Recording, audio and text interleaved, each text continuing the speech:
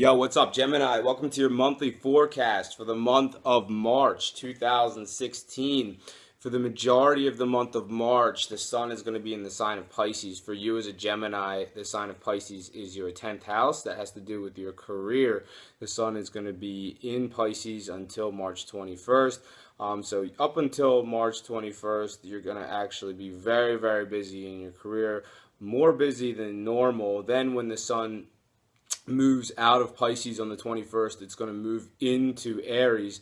Aries is actually your 11th house. That has to do with your friendships and your social situations. So, for the majority of the month of March, you're going to be very busy with career matters. And then all of a sudden, once the sun shifts into Aries on the 21st, now you get a nice change of pace. Now after the 21st of March, you're hanging out with your friends more. You're having more fun, you're going out more social activity in your life. So definitely something to look forward to after the 21st of March. On March 5th, Mars moves into the sign of Sagittarius. Sagittarius has to do with your one-on-one relationships in your life. Mars is the power planet. It's also the planet of ambition, but it does have some negative characteristics too, like aggression, for example. So, once after March 5th, once Mars moves into Sagittarius, there could be some heated dialogue or maybe some heated moments in all of the one-on-one relationships in your life. You may take notice to that.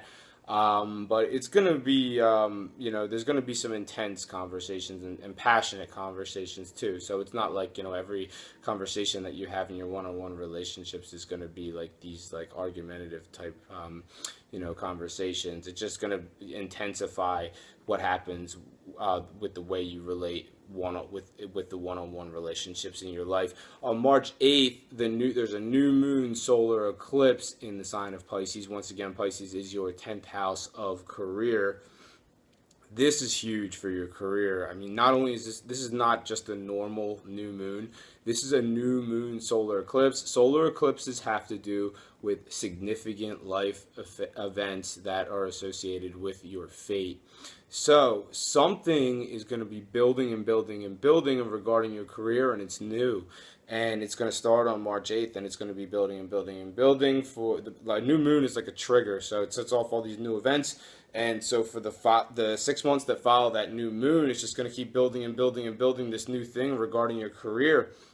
And then 6 months down the line, when the corresponding full moon happens in the same area, that's the culmination point when you're going to finally, it's whatever it is that's building regarding this new thing with your career is going to actually come to fruition. So that's something really, really cool to look forward to regarding your career. Look out for that March 8th and following. On March 14th, Mercury, the planet of communication, is in the sign of Pisces. Once again, your 10th house of communication, making a challenging aspect to Saturn in Sagittarius. Once again, Sagittarius being your 7th house of one-on-one relationships. So what does this suggest on March 14th? It sounds like there is someone that you're having challenging conversations with in your workplace. Maybe somebody who's being difficult at work, and a lot of the conversations you're having with them are they're just hard person to deal with. Could be a boss, could be a coworker, who knows, could be a client maybe. So it all depends on your unique situation, Gemini. On March 23rd, there's a full moon lunar eclipse. So now here we are with a second eclipse in 1 month. So March, a very active month for these eclipses. I mean, this is a pretty big month. This one is actually a lunar eclipse, and it's in Libra. That is your 5th house. The 5th house is all about your romantic situation.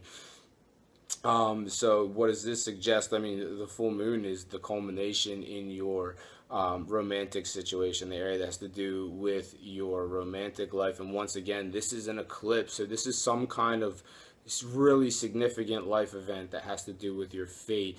It suggests that there's gonna be a big change regarding your romantic situation. So watch out for that on March 23rd and following that event. On March 29th, Mercury is in Aries. Once again, Mercury, the planet of communication, now in your sector of friendships, making a very, very positive angle to Saturn in Sagittarius. Once again, your Sagittarius, your it's your seventh house of one-on-one relationships. So it sounds like there's going to be on the 29th something being very, very, or something going to be positively communicated, either from you to your one-on-one relationships with your friends, in your social situation, or maybe your friends are communicating something to you, and whatever this is, it's being very well received on both ends. I think, whatever happens on the 29th is going to be a great day. And on the following day, Mercury, once again in the same area, Mercury, the planet of communication, in your house of friendships, is actually this time making a very challenging aspect to Pluto, which is in Capricorn.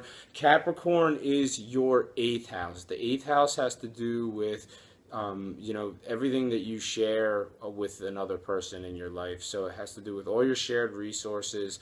It has to do with your shared finances.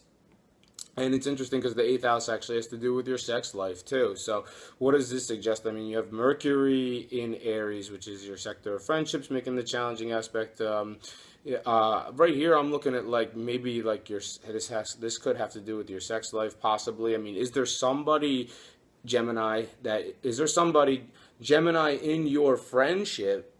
They don't have to be a Gemini. I'm just saying Gemini. I'm talking to you, Gemini. But is there somebody in your circle of friends that maybe wants to be involved with you? That maybe they're sexually attracted to you. And this it's a challenging aspect here on the 30th. So, are you already taken, or is there something, are you in a relationship already?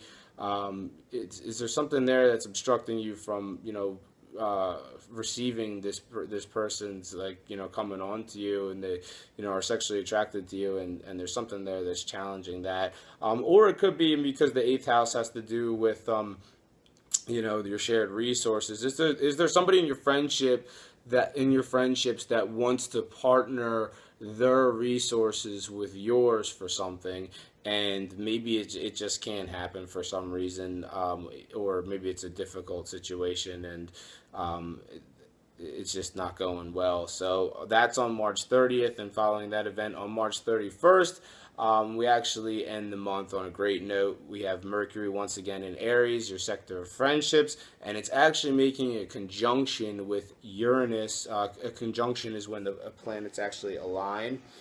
So Mercury is going to be aligned with Uranus in Aries, your 11th house of friendships and social activity. Uranus is more of a spontaneous planet. It is the planet of serendipity and random events and the unexpected. So something, and Mercury is a planet of communication, so something just spontaneous is going to happen, and it's going to be communicated amongst your friends. And a conjunction is a good thing. So, whatever is all of a sudden just spontaneously or unexpectedly being communicated in your friendships, it's a really good thing. So it sounds like you're going to end the month on a great note. And it sounds like with that eclipse that I was talking about before regarding your career, I mean, that's something really cool to look forward to regarding your career. But I think that's all I have for you this month, Gemini. Thank you very much for watching this video. If you've enjoyed it, make sure to subscribe and like. But once again, thank you so much for watching, and I will see you next month. Take care. Bye-bye.